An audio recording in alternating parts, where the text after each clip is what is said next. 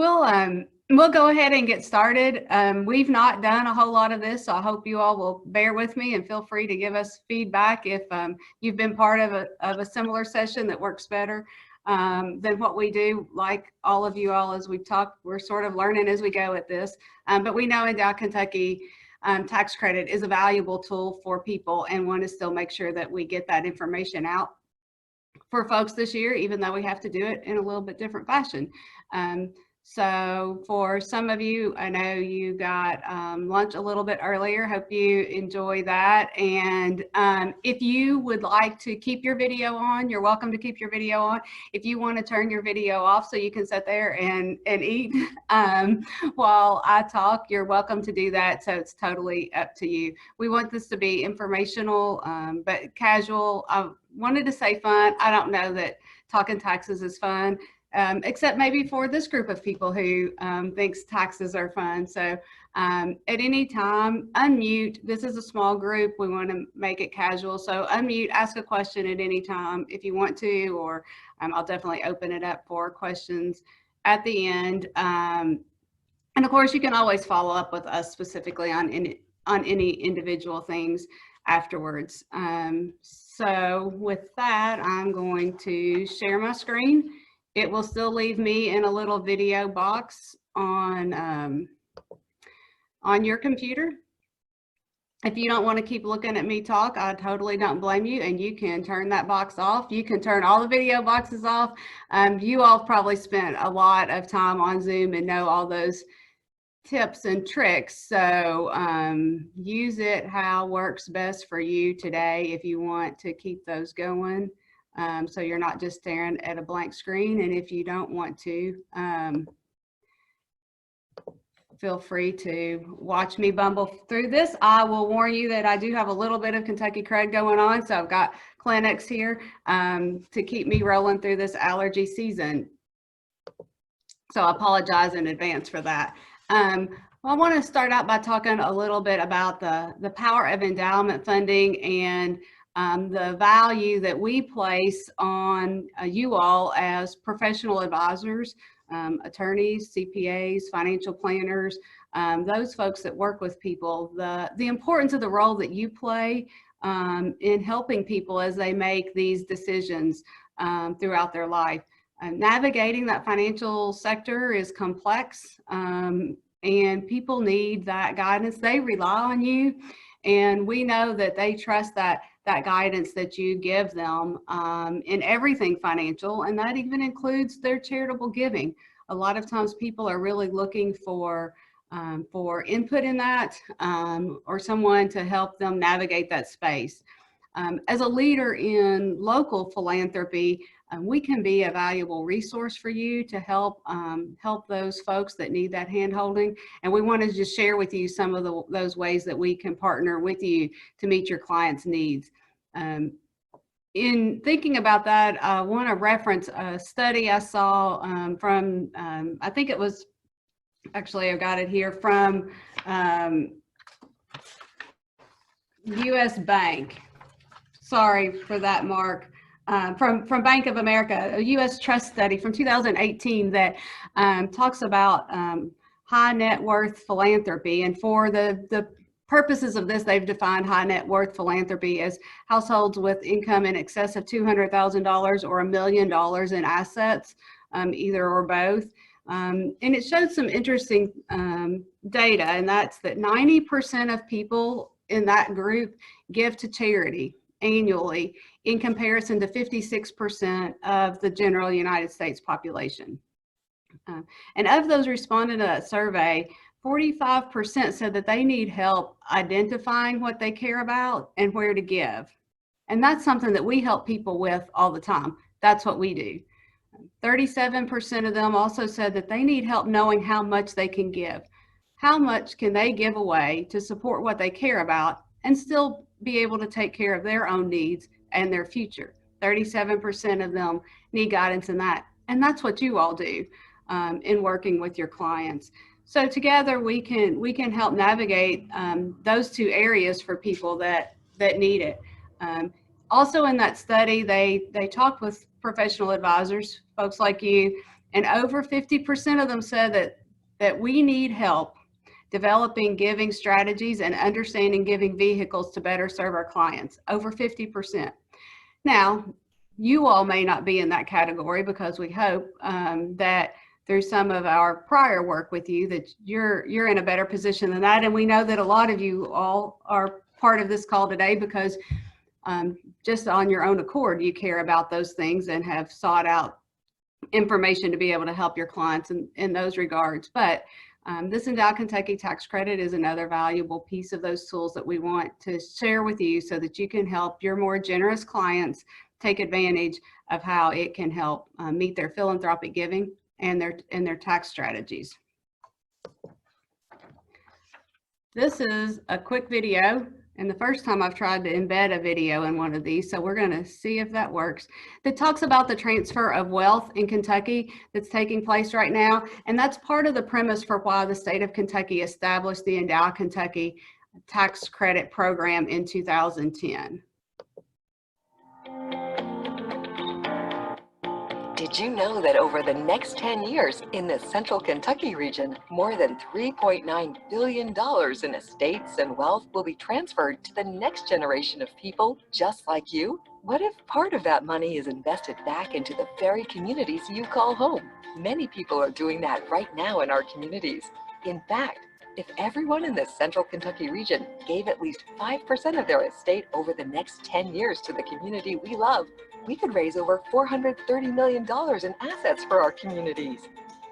With your investment of as little as 5%, Central Kentucky Community Foundation will be able to increase grant-making capabilities by $20 million each year. Imagine the impact that could make. Together, we could send every student to college or career training, increase access to healthcare services, vitalize and energize rural areas and downtowns, expand our parks and outdoor recreation, and provide quality early childhood experiences. Your investment will enhance, expand, and make a difference in the community you call home. Why not help Central Kentucky today? Your gift of 5% will benefit generations to come. To give 5, contact CKCF at www.ckcf4people.org. Don't wait. Let's do some good today.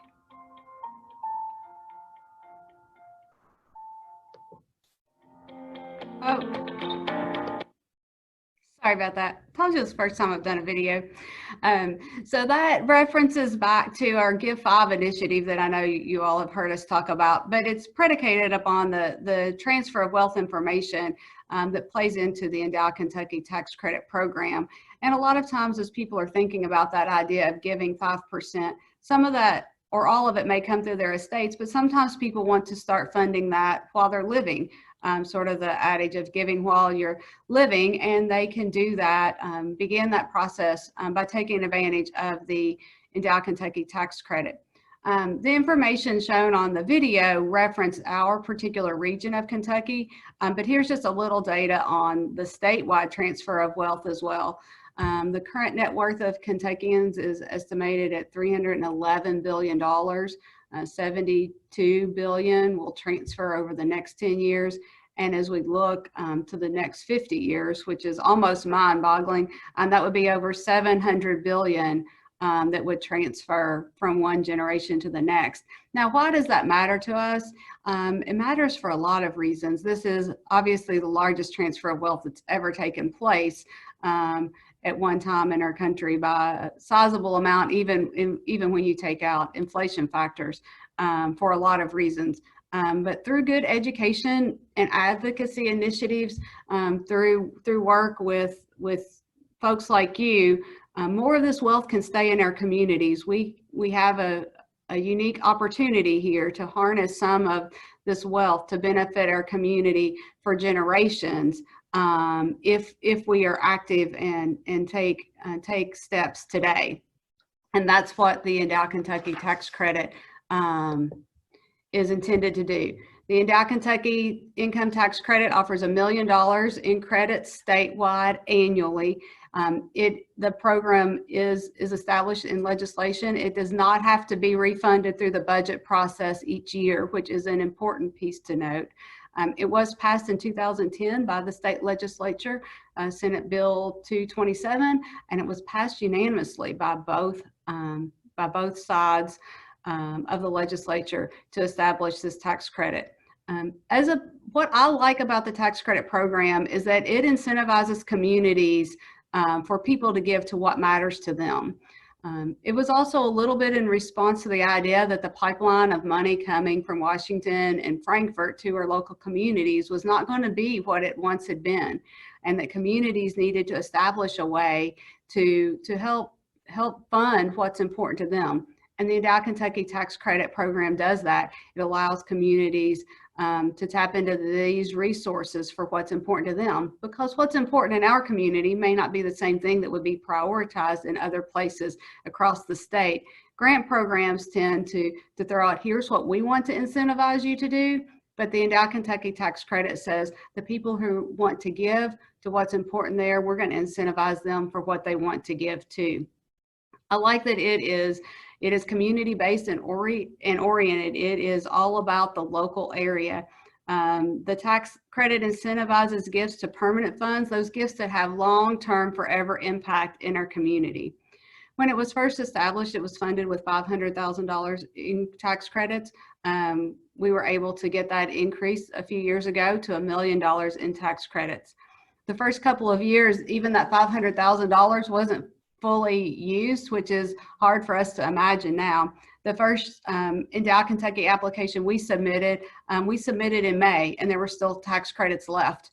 Now, of course, as you'll hear us talk about today, we tell everybody those credits will be gone on the first day of the fiscal year. On July 1, they will all get depleted. So thinking back to our first one in May, still having money available was quite phenomenal. But as the word spread, as people saw the impact of the tax credits on their personal tax bill and the ability to make a difference in their communities, it's become very popular. I think that speaks to the advantage that it gives people. As we've talked about the tax credit, we've talked about it going to a permanent fund, to an endowment, and just as its name, the Endow Kentucky Tax Credit is all based on gifts to endowed funds. So to start with, what is an endowment? An endowment is a permanent fund. A portion of the annual earnings from the fund are used to make grants in the community. The rest of the earnings go back into the fund so that it will grow and continue to be relevant in its buying power. The funds grow in significance over time. An analogy that people like to use for endowments is that it's sort of like a savings account, which your client never spends the money that they deposit, but that they are able to keep giving to over time. They use the earnings from that savings account, so to speak. As I think about the value, the importance of endowment funds, a fund that comes to mind right now is the Central Kentucky Cares Fund. And hopefully some of you have seen some information about that and heard about what we're doing with Central Kentucky Cares right now. It is our disaster relief fund that was actually established in 1995 with $5,000 to endow it. So it was established 25 years ago, actually 25 years ago in June. Because somebody thought ahead about the fact that we will have disaster. What will that look like in Kentucky? Maybe it's a tornado. Maybe it's flooding in some of our areas. Probably 25 years ago, no one anticipated that it would be a pandemic virus that would cripple our economy. But they had the foresight to think about, we need a way to serve our communities in times when people may not be as capable of giving, but the needs will be great. Today, through the growth of this fund, we were able to pull $5,000 in earnings, so equivalent to the amount that opened the fund, to provide disaster relief related to COVID-19 and to help people that have been impacted by it in our community. That to me is just phenomenal to think about, and that's the power of the endowment component. Endowments help people give now when they can to benefit people and causes that they care about forever. And sometimes those support situations and opportunities that we can't even foresee at the time that the gift is made.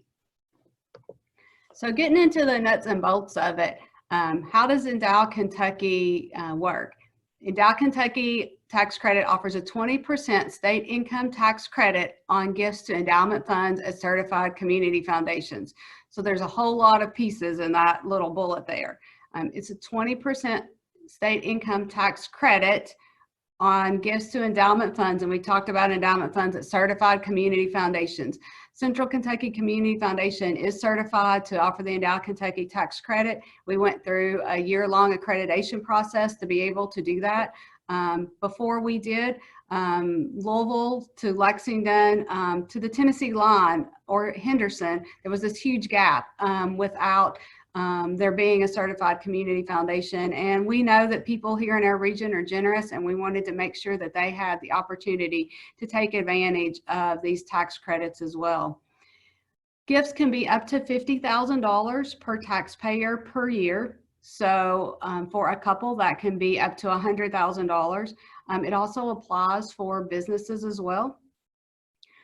The tax credit does have a 5-year carry forward. So if someone makes a gift, they maybe they have a little bit larger credit than what they anticipated they would be able to use this year, it does have that 5-year carry forward. So if they've got a $5,000 Endow Kentucky tax credit, their tax liability is only $4,000. That $1,000 difference will carry forward to the next year. At the end of the 5 years, though, it is not refundable. If someone hasn't fully utilized their credit, they cannot get that refunded. The only real caveat on it is that gifts must be made to benefit Kentucky charities and people. So that really makes sense since Kentucky is given the tax credit for it. Can't really fault them for that. And most of the giving that we work with folks on benefits Kentucky organizations and people. So as long as the dollars are going out to organizations here or for scholarships for local students, colleges, in the state, or students that are Kentuckians, even if they're going out of state, that can all qualify. I know it goes without saying, I usually talk with our donors more about this, but that 20% income tax credit, of course, much more valuable than a deduction. So always knowing where that hits and the valuable piece of that in the equation. Gifts can be made for the Endow Kentucky program using cash, check, but also using appreciated securities, and that is an additional tax savings that can come into play for folks that have that option.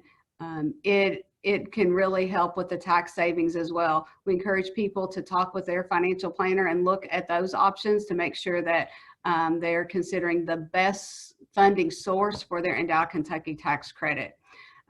When people apply for the credit, they are not obligated to make the gift. They are applying for approval, and there is still the option once that approval comes as to fulfilling that credit, but we'll talk a little bit more as we go through the process next. It is a simple process, but there are several steps that have to be followed. We work to shepherd each one of our applications through these steps just to make sure that all the I's get dotted and the T's get crossed, because we don't want to have a hiccup with anyone trying to receive that tax credit. The first step is pretty simple. Determine if the Endow Kentucky tax credit is a good tool for you to use. Ask us questions. We always encourage donors to talk with the financial advisors in their world, their CPAs, their attorneys, financial planners, to make that decision about if that's a good option for them. Ask us. We can always talk about ways other people have used it, not sharing personal information, of course, but sharing ideas and examples to help people consider how that would work for them. It is a short application. I always say it is the easiest state form I've ever seen. It's one page, but it's actually really only even the top half of that. Complete that application. We work to make sure that everything gets filled in. Turn that into us and finalize everything, and then we submit those to the Department of Revenue on July 1st.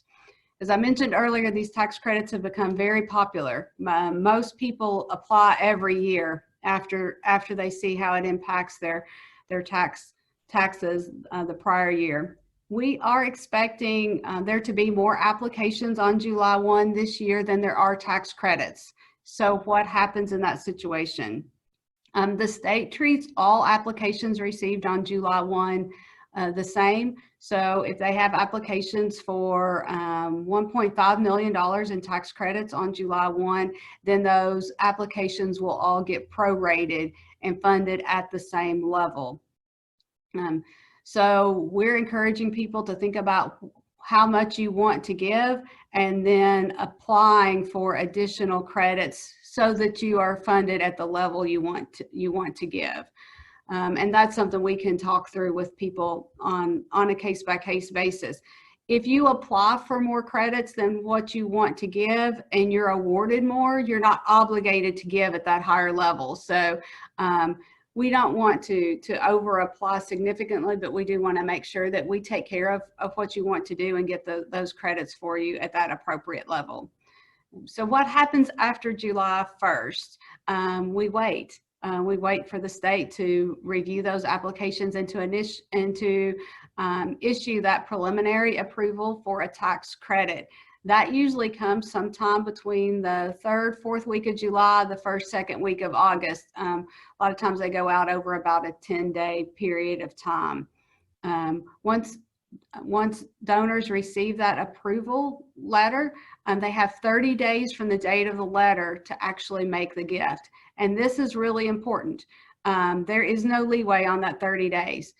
We have to certify that we've received the gift within that 30-day period of time. Now, this is usually not an issue unless somebody's out of town or traveling. We've had that issue a couple of times where we were cutting it close. May not be a big issue this year in terms of travel. But it can be an issue on stock gifts, particularly on mutual funds. So if you have clients that are considering gifts using securities, encourage them to go ahead, work with them to identify what the most advantageous securities to gift would be for them in this situation and have that identified. If it's a mutual fund, we really need, excuse me, we really need to initiate that as soon as they receive that letter, because the 30 days starts ticking from the date on the letter, not the date they receive the letter. Those notifications do come from the Department of Revenue certified mail. So always try to warn people when you get that letter that you have to sign for from the Department of Revenue, don't let your heart sink. In this case, it's a good thing, not a bad thing. But for most of us, we go, for a second. So those do come certified mail. That will tell donors what their amount they're approved for and the corresponding credit. Now, folks always ask, well, I applied for $50,000, say they get approved for a $42,000 gift and the corresponding credit. Can I still give $50,000? Absolutely. The Endow Kentucky Tax Credit Program isn't saying you can't give $50,000. They're just saying we only have tax credits available for you for the $42,000 gift. The Endow Kentucky Tax Credit is a tax strategy, but it doesn't have to limit someone's giving if they're working towards certain giving strategies where they want to give at a higher level. So after the gift is made, the foundation, we have 10 days to certify that gift to the Department of Revenue, and then they will issue the final awarding of the Endow Kentucky Tax Credit to the donor based on our certification. So a few steps in the process, but really, really simple steps that we work to make sure all flows smoothly for each client along the way. We've talked about giving to funds, qualified funds at community foundations. And so I wanted to take just a minute and talk about what is a fund. And a fund is set up for a particular purpose. Donors can establish a fund. They can know what they want to support and establish a fund just for that, or they can give to an existing fund. And we have a lot of existing funds that we'll look at here in a minute that they can choose to give to. Donors can give to more than one fund. We've had a couple folks the last few years, as we have more and more funds to choose from, who apply for an Endow Kentucky tax credit. Maybe they are going to make a $10,000 gift, and they will spread that money out over funds for several organizations that they support and that they care about. And likewise, multiple donors can give to a single fund. Grants are made from the funds to carry out the charitable purposes of the fund. So that's how the dollars get deployed to make a difference in our community. And a fund is one of the many separate accounts that are set up and managed by us. So the funds are all pooled for investment purposes, but each one is tracked separately for its charitable purpose, so that those dollars are always directed for that purpose. So your clients can use their Endow Kentucky gift in two ways: either to establish their own fund, and that's something that can work through back to that identifying what they care about and what matters to them, or they can give to existing funds. That's one of the advantages of working with a community foundation, is it gives your clients a way to support multiple things that they care about through one entity. Many of the funds that we're going to look at later were established by people using the Endow Kentucky Tax Credit program, and offer opportunities for lots of people to add to those funds.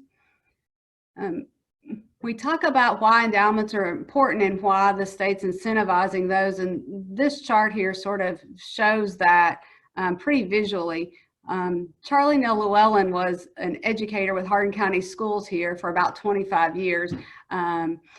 Some of you may remember her. She was a social worker and activist, very passionate lady. In her estate, she left just a little shy of $2.4 million to the foundation for scholarships.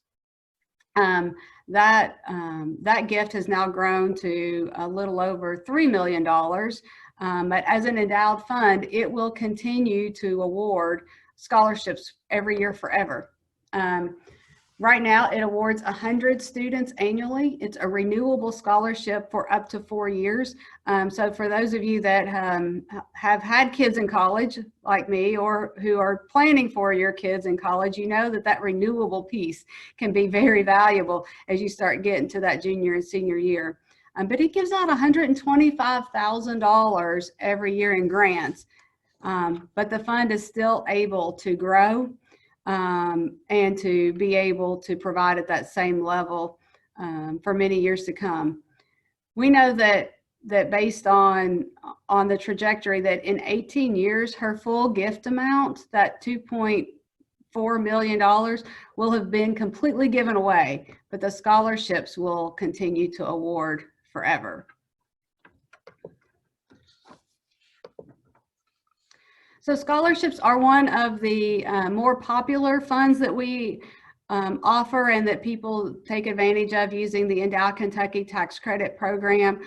This is just an example of one that was started in memory of Martha Jane Hamilton by her family after she passed away, to honor her service as a nurse, and how important students going into nursing were. She served as she served as a mentor for a lot of nursing students as they were transitioning and starting their career, and her family wanted to continue to honor that. They established a scholarship fund using the Endow Kentucky Tax Credit incentive, and now it awards to nursing students at ECTC from Meade County, where she lived, every year. So scholarships, always a popular way to invest in our young people. But there's also other ways through education to support students through adopting classrooms, through providing resources to our schools as well. Designated funds, that's another type of fund that we offer. And I know these fund types sort of are more our own internal jargon, but they do sort of help denote the different ways that people can establish funds. And as your clients may have questions, there's sort of a way to organize those in your brain, if nothing else. But a designated fund benefits a specific organization, such as a church or a charity. It can be started by one person, but opens up the opportunity for other people to give to it. Several years ago, we had a local family that started an endowment for First Christian Church, utilizing the Endow Kentucky Tax Credit program. And as we look at that list again, a little bit here, you'll see a large number of organizations and churches in our region that we have funds that already exist for. So if you have clients that these are important organizations to, maybe they give to annually and they still want to do that, but this Endow Kentucky offers them a tax incentive to help think about the long term of that organization and a way to support them in a different way. So several schools, Bardstown Independent Schools Foundation, CASA, we have an endowment fund, Central Kentucky Community Foundation. We practice in what we preach. We know that there's value in that endowment component for us as an entity, aside from those that we work for other organizations. Clarity Solutions, ECTC, Elizabethtown Schools Education Foundation, the Heritage Council, the Police Foundation, Feeding America, Friends of the Hardin County Animal Shelter, Hardin County Public Library, and Habitat for Humanity. One that opened just recently, Hardin Memorial Health Foundation, now has an endowment fund with us where people can give to support it. Nonprofit cemeteries actually qualify as well. So we have one for a cemetery in Magnolia, Helping Hand of Hope, Mission Hope for Kids. I'm sure a lot of organizations here that you're very familiar with. A fund started by Nanette Johnson for Hardin County Schools, Nelson County Schools Foundation, Springhaven, United Way of Central Kentucky, and then Washington County Association for the Mentally Handicapped, Legacy Fund. So those already exist. And for some people, it's easy to look down a list like that and go, oh yeah, I care about this organization, I care about that organization, and give to something that already exists. Sometimes that can be easier than figuring out what you want to do on your own. So feel free to share that list with folks. It's also on our website and can also be found in our annual report. Field of interest are another category of funds that we offer, and how it differs from designated funds is it's for a particular area, but not for a specific organization. And so one example that I like that we offer in that area is our Youth Sports Fund of Hardin County. And whether you're an athlete or not, we probably all know, and you can probably tell I'm not, but we all know the value that comes from participating in team sports and the lessons that youth learn. And not all of our families have the ability to pay for that cost for their children. And so the Youth Sports Fund helps make those opportunities available for young people. Recreational sports, this is not about creating the next Michael Jordan for the next documentary, but it's about giving that experience of participation and teamwork and responsibility and perseverance to our youth. And so the Youth Sports Fund is a field of interest fund that anyone can give to, and that does have an Endow component, allowing it to qualify for the Endow Kentucky Tax Credit program. Other funds, we talked about our Central Kentucky Cares Fund. We have a Financial Foundations Fund, which helps fund quality financial literacy programs in our high schools. That was established last year using the Endow Kentucky Tax Credit. Hart County has a community-wide fund. We have our Hills Together program, which is about advancing women and girls in our community. MAID is our unrestricted fund that offers ability for people to give to this general fund that then helps meet needs in our community. Probably right up there with scholarship funds, our other most popular fund are donor advised funds. Donor advised funds give donors a lot of flexibility in their charitable giving. Donors can receive the tax benefit when they make the gift, and then have the flexibility over time to decide when and where they give those dollars out. So they recommend grants from the fund over time. This could be a valuable tax saving strategy as well for your clients, particularly now that the standard deduction has increased, and some of them may be looking at how they can bunch their giving in some years to be able to itemize on their taxes. Bob and Ella Mae Wade were one of the first, maybe the first, to here locally to take advantage of the Endow Kentucky Tax Credit program, and they opened a donor advised fund. And now, of course, Bob's no longer with us, but Ella Mae continues to make grants out to the organizations that have been important to them each year from the earnings from their endowed donor advised fund. Just to give you a little perspective of the size of this program, since we started offering the tax credit in May of 2011, and we had just the one gift that year, collectively we've had over $2.5 million in gifts through the Endow Kentucky program to this region. In 25 years, those gifts will have distributed $3.5 million, and we'll still have an estimated value of over $4.5 million. So that's quite an impact that the program is going to make long-term in our community. I've tried to hit on all the highlights and things. I'm going to hit a couple next steps here. And of course, you know, you can contact us if you have questions or if you have a client that would like to know more about Endow Kentucky. There's also lots of information on our website. We've shared that in the chat right now. You can copy and paste that. The applications are there as well on our website. But I'm going to pause and just see what questions you have, or if you have suggestions of things we can do to help you with this with your clients. Hey, Devette. Yes. What is the, what's a minimum value of a donation that you think, you know, if I have a client that normally gives $5,000 to one of those organizations, is that too low of an amount to be a part of this procedure, this Endow Kentucky? Is there a minimum threshold, I guess, is what I'm asking?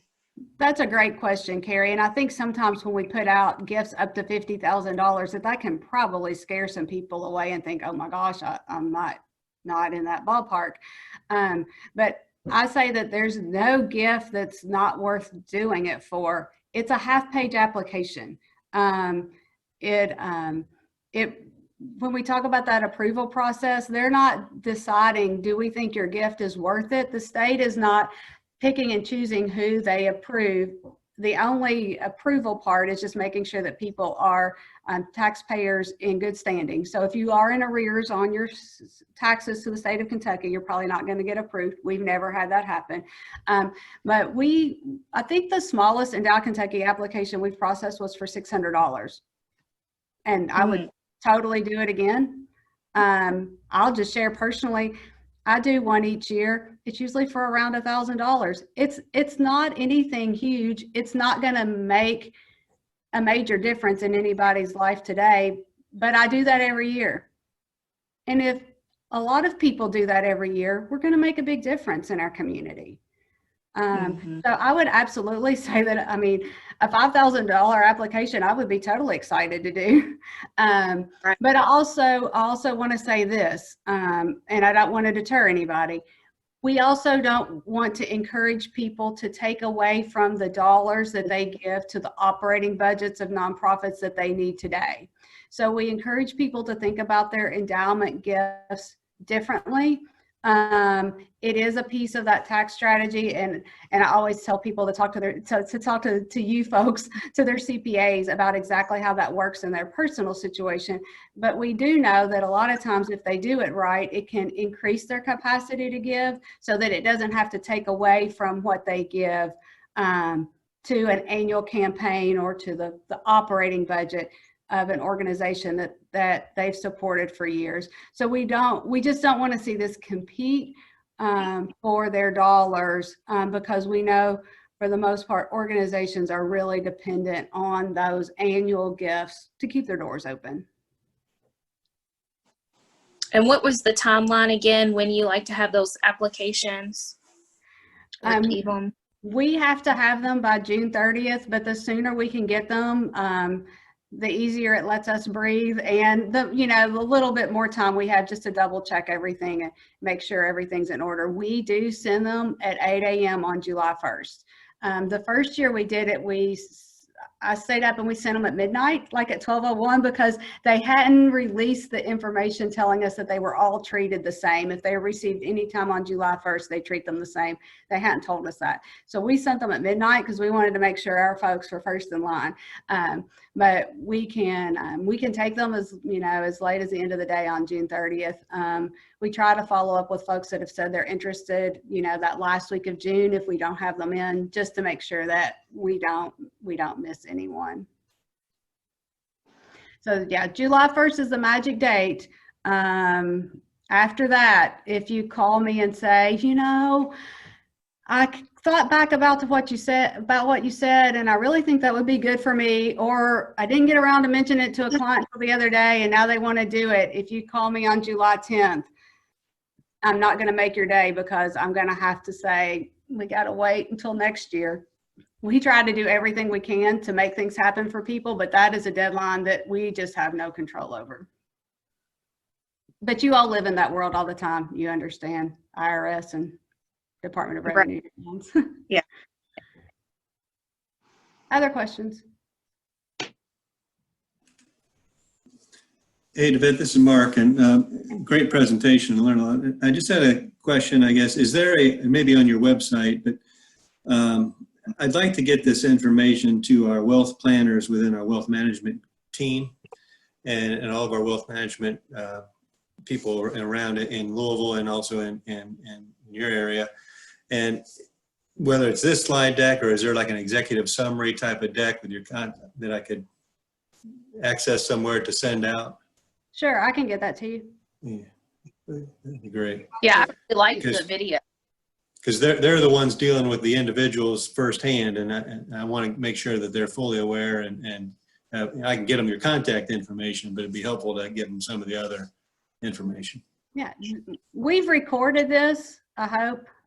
We think we've recorded this to the cloud, and so we'll be able to share that if you wanted to share this presentation with them to watch, but we can also get you some printed materials as well to support it.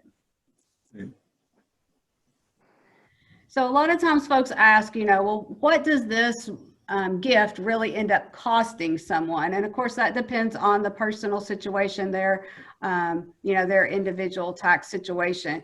But we do know, after years of working with so many clients, that in most cases, it ends up netting them a cost of right around 50%, and even sometimes less, particularly if they take advantage of gifting securities. It can be less than that 50% if they're able to take to include the gift on their federal and state as a deduction, as well as a tax credit. So for folks that are charitably inclined, that's a significant savings on what that gift really cost them. For some, it's a decision point on giving. For others, they look at it and say, well, I was planning to give $20,000 anyway, so now I'm going to give $35,000 or $40,000 because it still only cost me the $20,000 I was planning to give. But of course, all of those are contingent upon those individual situations. We did get one little bit of good news yesterday. So this is hot off the press. In the past, we facilitated gifts of cash as well as securities, both individual stocks and mutual funds. But we did find out yesterday that we can accept gifts of real estate and qualify them for the Endow Kentucky Tax Credit program. So if you have clients that might be beneficial for, feel free to share that. There's all the same timing issues.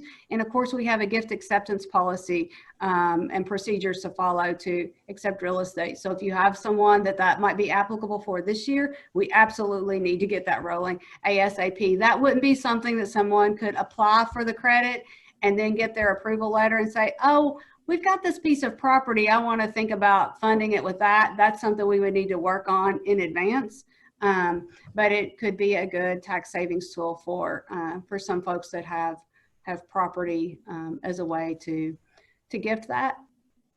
and qualify for the Endow Kentucky program. I'll just share one last thing if there's no other questions. I'm sure most of you are aware of this, but looking at some charitable things that came out of the CARES Act, that taxpayers who do not itemize can take a one-time deduction of up to $300 for charitable gifts beginning in 2020. So make sure that you're sharing that information out. Those can go to charitable organizations. It cannot go to private foundations, and it cannot go to donor advised funds. So people can make a gift to other funds of the community foundation, particularly like the Central Kentucky CARES Fund. And that's not just a plug for us, but the gifts to Helping Hand and those organizations that are on the ground doing the work right now. So that's something to keep in mind. It does also suspend the 60% adjusted gross income limitations on your individual charitable contributions for 2020 and increases the cap on what corporations can deduct for charitable gifts from 10% to 25%. So just a couple of other tidbits along the charitable sector that may be applicable for your clients. Anything else we can answer? Hey, Yvette. This is Chris. How are you? I'm great. How are you, Chris? Good, good. You did a wonderful job. I was just going to share a little bit, just personal experience that how easy it is to do this. Yvette makes it, and the team make it so easy. So I know a lot of us are busy as professionals, but it's really just as simple as a phone call to the office, and Yvette really takes it from there, along with the team. And next thing you know, the donation will show up, and the credit will be there. So just wanted to pass that along and appreciate what you all do over there. Thank you, Chris. Appreciate that. We want you all to have confidence in connecting us with a client or navigating that. However, our job is to help make you look good and make you the hero to them. And anything we can do to help make that happen and benefit our community, that's what we're here to do. If you have questions afterwards, feel free to shoot me an email. I think you all have my email. It's dsweeney@ckcf4people.org. Check out our website, or, just pick up the phone and give me a call. I'm sort of missing the face-to-face with people some right now. Phone calls, a pleasant experience as well. So our number is 270-737-8393. Thanks everybody for being with us. Thanks so Yvette. much. Really appreciate it. Thanks, Yvette.